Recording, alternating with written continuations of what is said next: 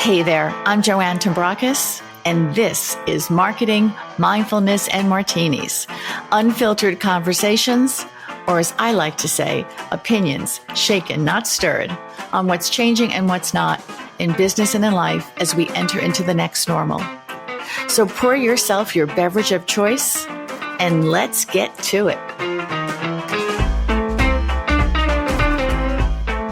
My guest today is a global leader in brand marketing communications, a fellow educator, a blogger, an author, and a dad. There is a long list of the brands and agencies where he has held senior positions over the years, including but not limited to Johnson & Johnson, Saatchi & Saatchi, BCW, and his current position as Chief Customer Solutions Officer at IPG Health. In fact, at one point, he founded and built his own agency that he later sold to Publicis, which I find very impressive. He's been called a true Renaissance man and has written several books, including The Experience Effect for Small Business, The Personal Experience Effect, Out and About Dad, and the award-winning book we will talk about today, The Conscious Marketer. Welcome to the podcast, Jim Joseph. Thank you. Thanks for having me. I'm so psyched to be here with you. And I'm excited to talk to you as well. I always like to start by asking my guests where they're from. I'm originally from upstate New York, but the upstate New York that's really upstate New York, Syracuse. Went to grade school, high school in Syracuse, and then college at Cornell. So I'm an upstate guy. You are an upstate guy. You actually usually people come from someplace else to go to Cornell, and I'm very impressed that you went to Cornell, by the way. So now I may be a little bit on edge here as I ask my questions. I'm talking to a Cornell graduate. How did you wind up on this marketing path? You know, I was one of those kids, and I can't really explain it, but I always knew I wanted to go into marketing.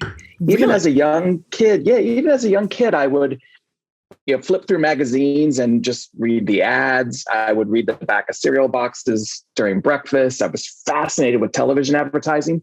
And I was just always so curious how they knew to write that headline and to come up with that visual. I mean, I was always fascinated by that. So I had a very clear path at a very young age, which I know is bizarre, especially in marketing, because a lot of people kind of fall into marketing. They don't necessarily seek it out. But I knew, and I think it's the mix of and I wrote about it in my book, the mix of the art and the science that I always found so compelling and interesting. Yeah, and I want to go back to that art and science because I was one of the things that I took note of, because as I was reading this book, and I do want to talk about the book, the whole time I was reading it, I was shaking my head up and down. And then I kept highlighting and highlighting. I thought, this is craziness.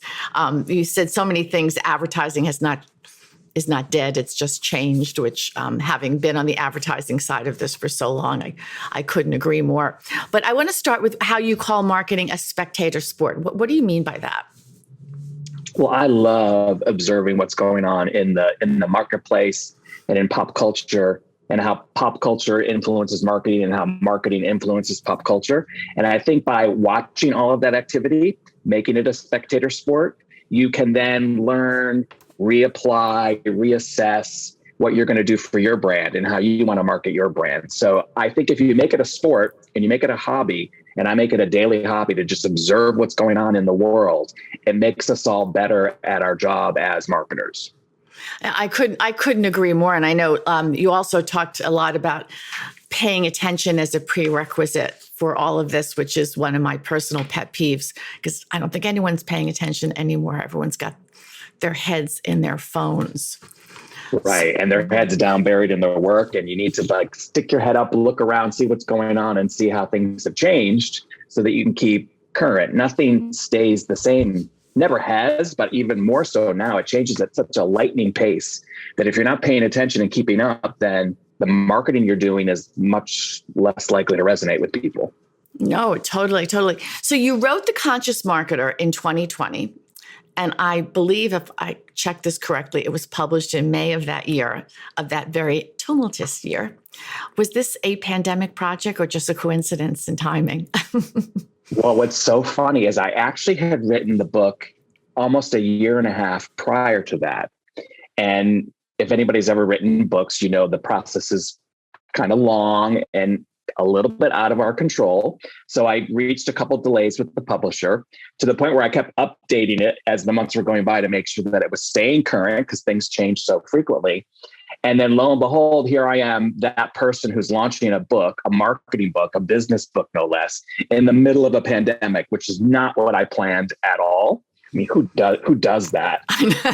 When have we ever faced a pandemic, for that matter? But in a weird irony, it turned out that the book was even more relevant because we were in the middle of a pandemic and in the middle of a phenomenon that none of us had ever experienced, never thought we'd ever experience, that completely upended our lives and completely upended how brands should be communicating and engaging with their customers and their consumers. So in an ironic twist, it turned out to be a great time to launch a book about conscious marketing. No, that's exactly what I thought. I thought it seems to me that what you talk about in the book is more relevant than ever. So tell us, what is conscious marketing according to Jim Joseph? Yes, conscious marketing at its very root is having a very keen awareness and even a hunger for that awareness of what's going on in the world, what's important to your constituents, both your employees and your consumers, and taking that into effect in how you engage with them, using that as part of your direction for how you want to market to them, communicate to them, and bring them into your company or your brand. It's literally being conscious of what's going on in the world and not marketing in a vacuum, and using that information that changes on a daily basis, we know that, to continually alter your marketing.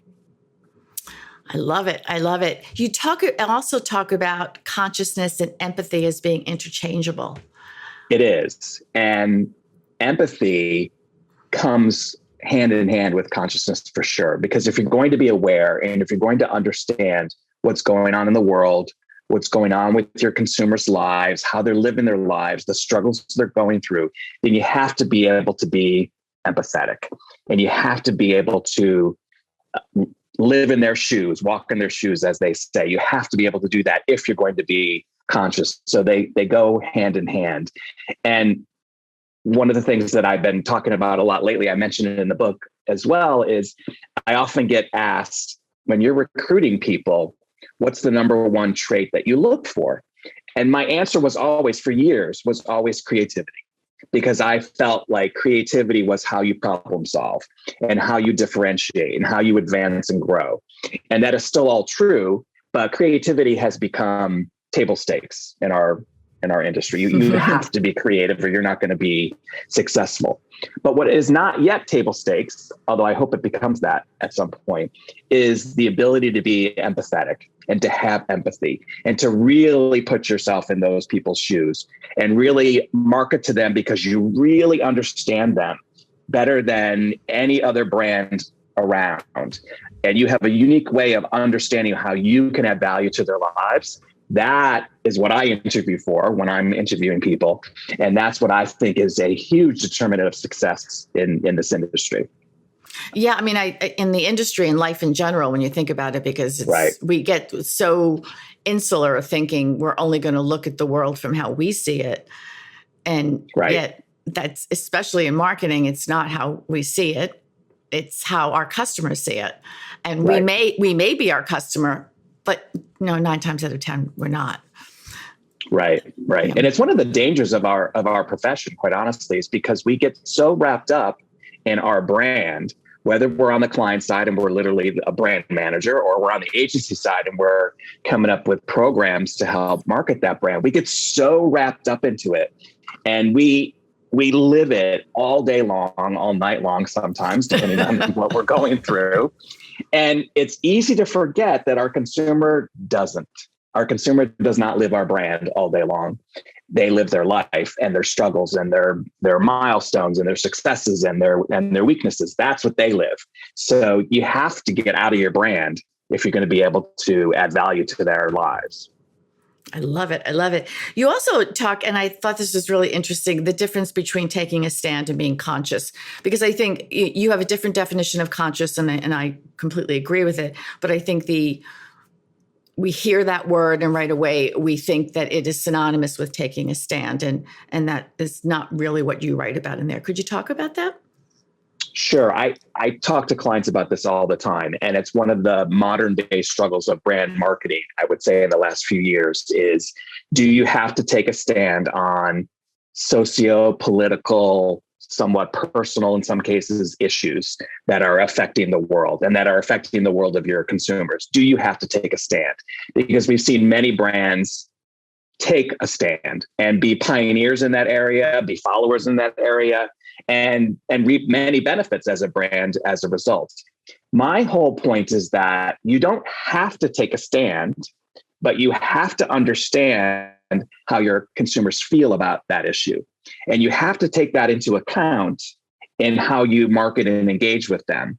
Doesn't mean you necessarily have to put a stake in the ground and say that you're one way or the other, but you have to know how they feel about it so that you can be sensitive to it, you can be empathetic to it, as we were saying, and that you can understand how it fits in with their lives. Now, if it makes sense to take a stand, and it's part of your core values as a brand, and it makes sense for your brand because of the business you're in to take a stand, and it aligns with your consumers' attitudes and values and perceptions, then I'll go for it. Take a stand. It's probably going to be a very smart thing to do, not only for your consumers, but probably for your employees as well. But only if it makes sense in that manner. But either way, you have to have an awareness of it and a consciousness of it. Yeah, because we have this thing in there called social media. And if you're not aware, you're going to be aware. You're going to be made aware of what it is you're doing or you're not doing in real time. There's no choice in the matter anymore. There is no choice. You also talk about being conscious rather than transparent. Another word that gets thrown around a lot, transparent. Can you talk about how you see that difference? They're probably partners. Consciousness and transparency are probably partners, but they are two different things.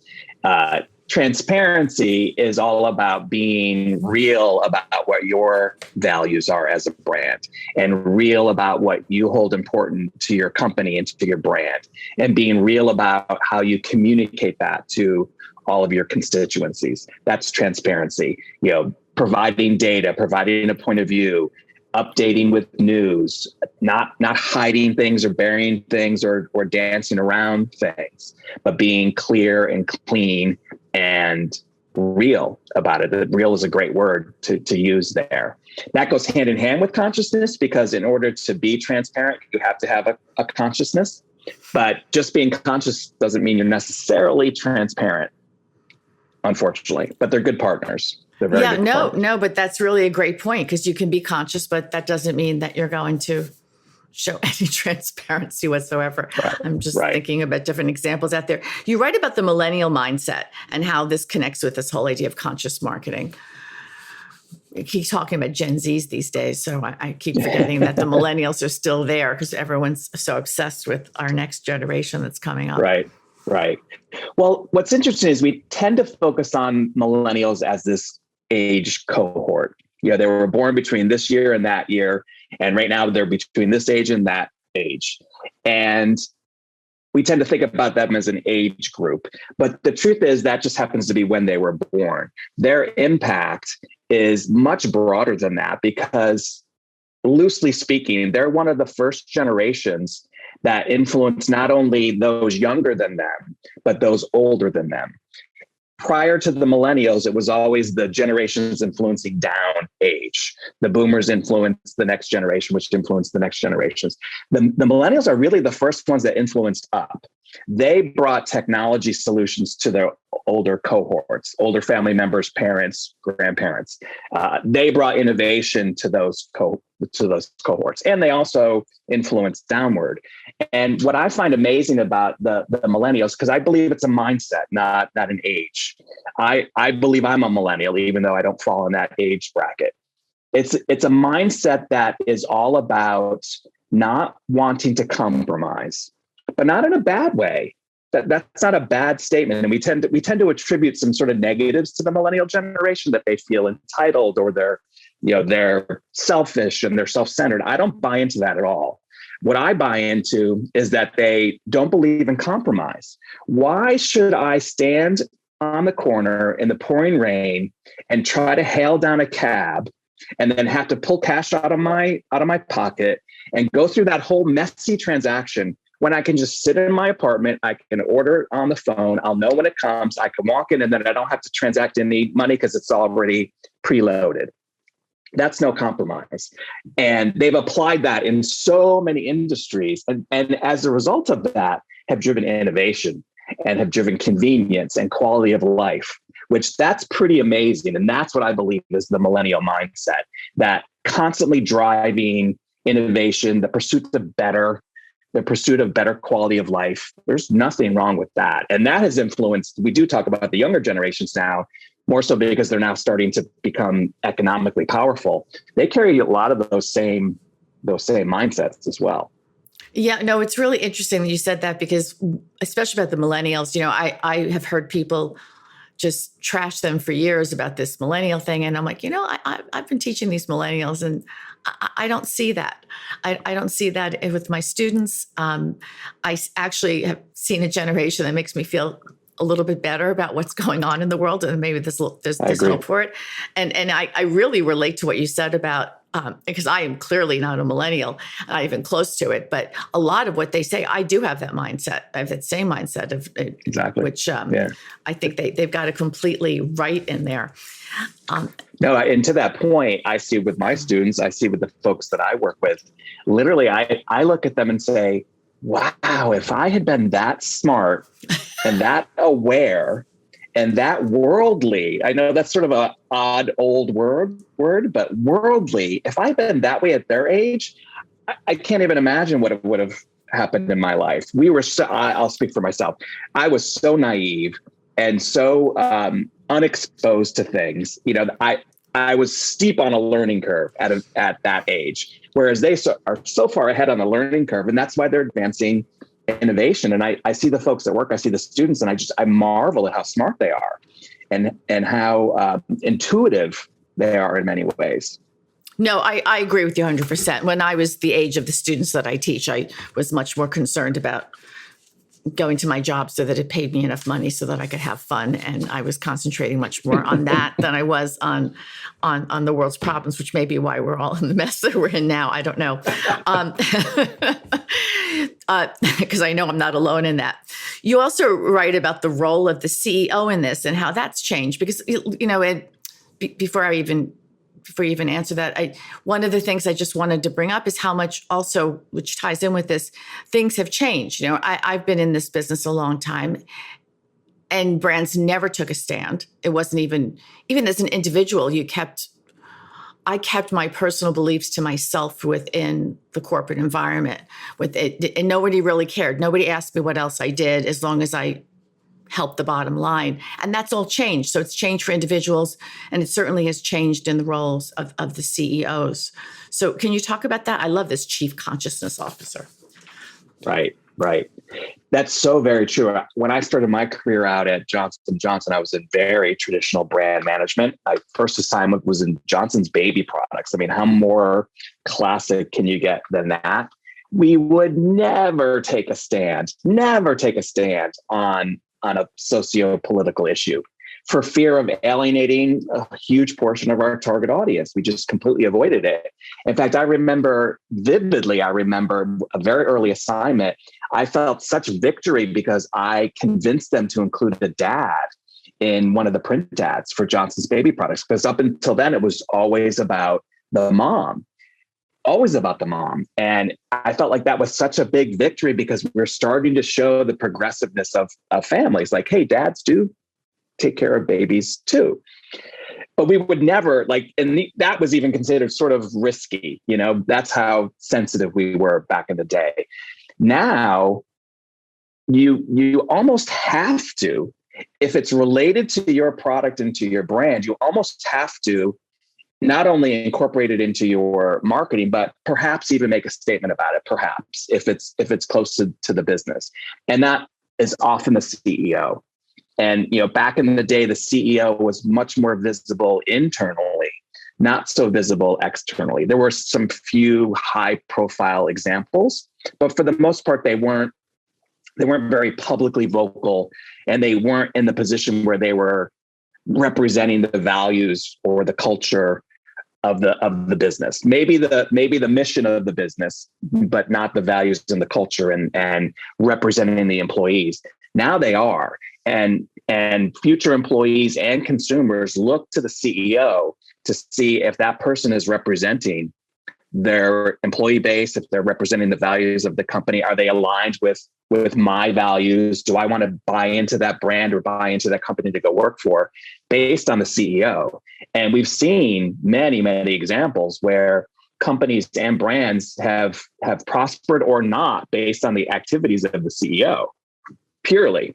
So not only have they become kind of the chief consciousness officer, because they have to be the ones that are front facing of all of these issues and monitoring them, but they're almost also the chief brand officer. They're the vocal spokesperson of the brand and of the company, and they represent the brand. And there's even just recently with a crisis in the Ukraine, we've seen a lot of CEOs that have been that face of their company and what they represent. Yeah, no, as you're speaking this, all I could think of, they didn't have Twitter accounts.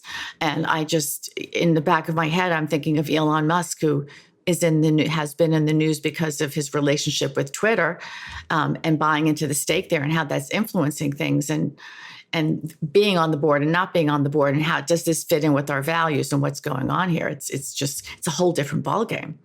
It's a whole different ballgame. He's the extreme, of course, but when it comes to having a Twitter account, that's for sure. For sure. Interestingly, we just last night in my class at NYU, we were talking about how do you forecast sales, and how does your marketing allow you to forecast sales based on your marketing activity.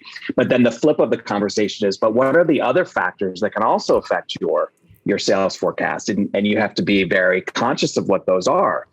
And the number one item that the students all said right off the bat was the CEO. I mean, literally, it was the first thing they said, is that the CEO's activities can affect your sales. Yes. And that's never been true until maybe the last 5-6 years, but it's certainly true now. It's certainly true now. And again, we can go back to the consciousness aspect, what's happening in the world, but also it's that social media influence. Right. It's right. that 24/7 platform that they have. The platform that we all have, really, when it comes down to it. You also talk about doing it on purpose, which I love, because I think it's more than a marketing lesson. It's kind of a life lesson. Can you talk about that? Sure. Well, purpose marketing has been a bit of a buzzword now, probably for 15, 18 years or so. But it started out very lofty. Purpose was a capital P, or all caps purpose, because it was all about saving the planet, big, lofty global issues that brands would rally behind and support: climate change, clean water, education, access to healthcare, food supply, food chain, sustainability, and big, lofty things that no one person, no one company, no one year is going to solve for, but a collective effort would bring progress. Now, and this was happening before the pandemic, but I think the pandemic really accelerated it. Purpose is now a lowercase p, and it's much more local. It's much more personal. It's much more immediately impactful. And it's all about how that brand or that company can be contributing back to their community. How can they help their constituents, the town they live in, the country they live in, or where they have markets around the world? What can they be doing to give back? Now, they haven't abandoned the higher, loftier things. It's an and, not an or. But purpose has become much more personal and much more about, helping those that you are serving, which I love. And I believe the really good marketers weave that purpose, that lowercase purpose, into everything they do. Every single thing they do. They should have walked away from promotion. They should have walked away from traditional product advertising and now lead with purpose, so that everything they do is about adding value and giving back and contributing, which ultimately builds brand loyalty probably more effectively than those other traditional methods did at the time. Yeah, especially when, again, going back to what we talked about before, when you're looking at these growing demographics of the millennials and now Gen Zs, which is more important to them than certainly my generation didn't really care about that at that point in time. I think a lot, No. I hope a lot do now, but but it really, it kind of shifts everything. Or even if people did, they didn't attribute it to a brand or a corporation as having responsibility for it. It was a personal thing, or they would join an organization, or there were other avenues, I suppose. But the millennial mindset believes that it is the responsibility of brands and the responsibility of companies. And in fact, the data shows that the millennial mindset believes that brands and companies are going to be much more effective at solving these issues than governments are, or the traditional institutions you would expect to do it. They believe that brands have more power and companies have more power. And I would agree with that. I agree with that too. What about saying this is our purpose, but not really walking the walk? What are people catching on to that quicker? What do you think? Is our radar higher for that now? This idea of, yes, I believe in this, but not really walking the walk, so to speak. Oh, our radar is much more alert to it for sure. And to your point earlier about social media, that's how it gets monitored often, is in the day-to-day actions.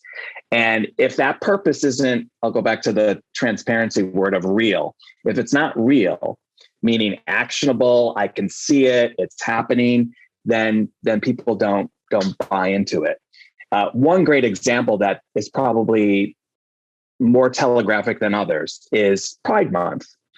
There's lots of chatter about how all these brands they become super active in the month of June, and they have all these Pride programs and Pride initiatives and Pride communications and Pride products.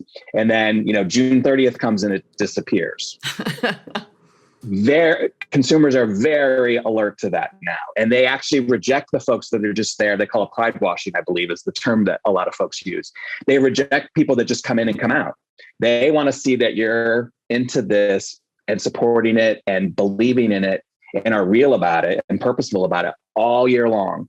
Pride Month just happens to be when we celebrate it, but it should be every day. That's just one example of living the purpose, not just communicating the purpose. It's not a plaque on the employee, cafeteria anymore. It's action. That's the first time I heard pride washing. I've heard greenwashing before, but pride washing, right. I have to keep that one in the back of my head there. You also wrote, there's so much you wrote in this book. We could talk about this for hours, but I want to touch on this one last thing before I segue a little bit into something else. You wrote that we can't call it digital anymore, and that there's no more mobile. It's just life as we know it. Now, as someone who teaches a course at NYU entitled Digital Marketing, I could not agree more, because I keep saying we should change the title of this to Marketing in the Age of Digital. And of course, obviously nobody's listening to me. Maybe they will now. Maybe someone will listen to this now. Can you talk about that? Because again, we're totally aligned on that. I want to hear your viewpoint. Sure. Well, sure. I've been around long enough to see sort of the constant evolution of new and exciting ways to connect with consumers from a brand perspective. And when digital came along, digital in the broadest sense, I suppose it might be websites. We were building the first websites at the time, which were basically just brochures that you would click onto a screen as opposed to have a piece of paper in your hand. But through that sort of evolution of understanding what a digital world looked like and starting to market digitally, we would always talk about, well, we need a digital person on this team, or we need to give this to the digital team, or the digital agency will take care of that piece. I even ran a digital agency at one point because it was a separate thing. Mm-hmm. There were, and then there were consumers who were savvy to digital, who you would target through digital. And then there were the consumers who weren't yet savvy to it, and you still marketed to them in very traditional ways. They were very siloed. And through the years and more recently, that is completely blurred. And it was happening before the pandemic also, but I think the pandemic really accelerated that in so many industries that might still have not yet quite embraced whatever the word digital means. If you think about it now, everything we do is digital. I mean, this podcast right now is digital. The way we've been working for the last 2 years, if you're in an industry where you're able to work from home, you're working digitally. We have found the last couple of years, as people even walk into brick and mortar stores to go shopping, they have their mobile phone with them, and they're comparing prices to see if it's cheaper to get it online or faster to get it online. Or you walk in, this one kills me. You walk into a brick and mortar store to buy something, and you want that immediate gratification, and they order it for you online. from the register. That one kills me. But there's nothing that's not digital anymore, and there's really nothing that's not mobile. I'm on my laptop right now. That's a mobile device. So I think understanding that, and the really savvy marketers are totally there, but understanding that not so much just as a concept, but how that's changed people's lives and how they solve for things throughout their day and how they manage family issues.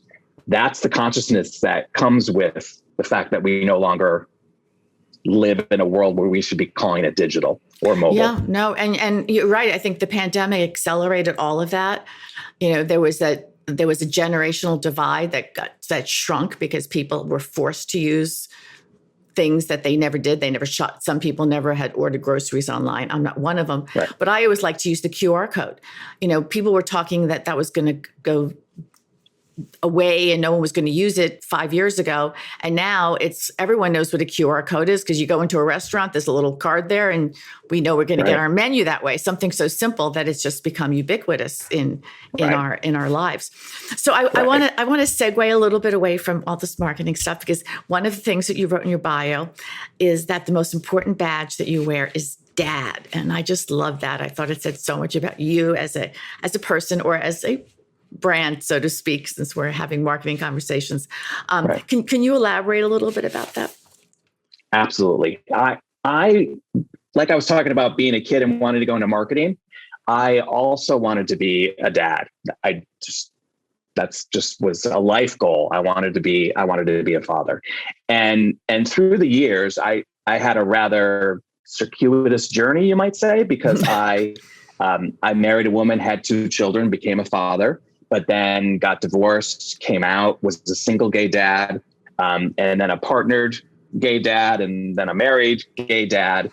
A very long and windy journey at a time when nobody talked about this kind of stuff. This is the early 90s. I mean, being a divorced dad was enough of a label, because it was a label. Being gay was a sort of a burgeoning label. A gay dad? No, don't even talk about it. We're not even going to acknowledge that could even possibly exist. So raising 2 children as a single gay dad, and then a couple gay dad, through the school systems and through their milestones and doing everything that they needed to do to evolve and grow, was no small feat.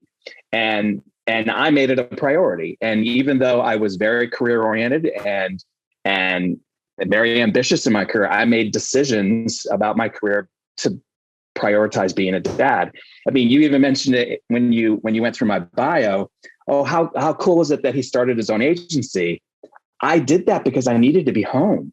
I mean, I pulled myself out of a career track, in CPG marketing, so that I could be home with the kids. So that's how I started my agency. And then as they started to go to school and not be quite so dependent of being home, that's when I sold it. And then my partner, now husband, stayed at home with the kids. He gave up his career to stay at home with the kids so that I could sort of focus on my career so that we could take care of the family. So we made career choices as a family and prioritizing the kids. And people look at me now and say, well, how could that be? It's like, well, that's what you do, which is why when folks come to me now and talk about, I need a sabbatical, I need to work from home more often. I'm having another baby. I'm like, of course you are. Of course you are. Of course you're going to do that. You have to do that. So it's something that I've enjoyed my whole life, obviously. And now my kids are older, and my daughter's married actually. And very successful and happy, and my son's very successful and happy. And it's a really cool place to be when you've gone through, a struggled journey like all of us do. Parenting is no easy feat for anybody. Nobody has it easy. I would even maintain I had it a lot easier than most. But when you go through whatever your journey is and it comes out with two happy adults at the end, it's very cool. Very cool. No, and that's a real testament because, there are people listening to this of all ages, and not everyone knows how challenging that was for somebody to be in that position in the 90s. And even, it's just recently that we've started to accept that, yes, you can have two dads, or you can have two moms openly. So I don't think a lot of people realize how much has changed in such a relatively short period of time. Well, I was just telling a story I was just telling a story the other day about how when I did come out, I was told by many people that I would lose my job, I would lose the kids. And something as simple as Monday morning, how was your weekend, Jim? I couldn't really answer that question. I could never really answer that question because I was gay and I had two kids and I was either a single gay dad or I had a partner at the time. I couldn't really answer that question. I couldn't have a picture out on my desk at the time. Simple little things that caused, like little traumas. I hated Mondays for that reason, because everybody, how was your weekend? So we have come a really long way, thankfully. And which is also why, in the workplace and also in my life, I try to really lead all of the efforts around diversity, equity, and inclusion, because I learned at a really young age in my career, I went from what you will now call privileged to the next day, not so much. Lost a lot of privileges overnight. And nobody should feel less than. Nobody. So I lead it wherever I possibly can. I could not agree more with you. And I guess that's where the Out and About Dad book came from. Yeah. So I wrote a book about it, and I got sort of talked into writing it. I was very hesitant. In fact, when I finished it, I said I wasn't going to publish it. It was a great experience to write it, but let's just put it on the shelf. There's no need to publish it. And I got talked into it and basically strong armed. And I finally said, all I need is just one person to say that it helped them. And I assumed it would be a gay dad. I just assumed it would be a gay dad. I just need to hear from one gay dad that it helped them. And then I'm done. I'm like, that was worth it. And I got that within the first week it came out. I got, a review and a note that said, you just made me realize that I can have it all, that I can have a family and I can have a career, and that being gay doesn't mean that I have to give up those things. And I literally was like, I'm done. But what I had not expected at all is how it resonated with people from all, I'll call it flavors. I had single moms writing to me saying, yeah, I experienced the same things your husband did as a stay-at-home dad. No respect, trounced all over, and couple parents, just straight couple parents saying, oh my God, we're struggling with our kids too. Like, it's so nice to see you overcome that. Makes us feel we can overcome our struggles. I got comments from all walks of life and had no idea, honestly. And it was an amazing lesson learned for me that the common experience of parenting, the emotional journey is the same no matter who you are. Yeah. Everybody's situation is different, but the emotional journey and the struggles you go through emotionally, pretty universal. It's just such a great example of this idea that when we actually talk about our feelings, we find out that we're more alike than we are different. Exactly. And yeah, exactly. It's the question is just really talking about it. Well, and I could talk to you, like we could have this going on for another hour, I think, but I know you're busy, and I like to finish up with a little lightning round of questions. So are you good with that? So yeah, your favorite social network? Instagram. Something people would never guess about you? I'm actually kind of shy. Yeah, everyone says that. I have a shy, introverted place, someplace deep inside. It used to be much more obvious when I was younger, but it's very deep inside of me now. Something people would, I already said that, I'm sorry. Last series you binged. Bridgerton. Me too. Two sessions. Season two nights. Boom, boom. Me too. I was up late with it. Food you can't live without. Pizza. What you miss most about pre-COVID life? The sense of freedom. I miss that. And it was probably naive freedom, but the sense that we were free to walk around and do what we needed to do. And we wouldn't have something come along and just completely destroy our lives, every single one of us. Then I miss that naive freedom. And what motivates you to get up in the morning? Okay, I'm going to go back to my interview question that I talked about earlier. Creativity. I am motivated by creativity. I love the creative process. I love working with people through creative problems. I love when there's a really complex challenge thrown at you and you have to come up with a creative way around it, which is 100% of the time. And when I say creative, I don't mean writing and drawing and artwork. I mean creative thinking, which might include all of those things. But just the creative process is what I continue to love about my job. And I would say that despite all the changes in our industry and all the changes that marketing has gone through that you need to do to be a modern brand, the one thing that has not changed is the need to be creative. That has not changed. Well, it's just a delightful way to wrap up this episode. I will put all the links to your books and your website and LinkedIn in the show notes. Any other places that you would suggest that people reach out to you or connect with you? That would be perfect. That would be perfect. Thank you. Okay, then. Well, thank you so much. This was a blast. Thanks so much for listening to Marketing Mindfulness and Martinis. If you liked what you heard, please share with your friends. Give us a rating on iTunes or Spotify so other people can find us, and hit the subscribe button so you never miss an episode. If you've got a question you'd like answered or a topic you'd like me to cover, please drop me a note. info@joannetombrakis.com. And until next time, remember, whatever got you to where you are isn't enough to keep you there.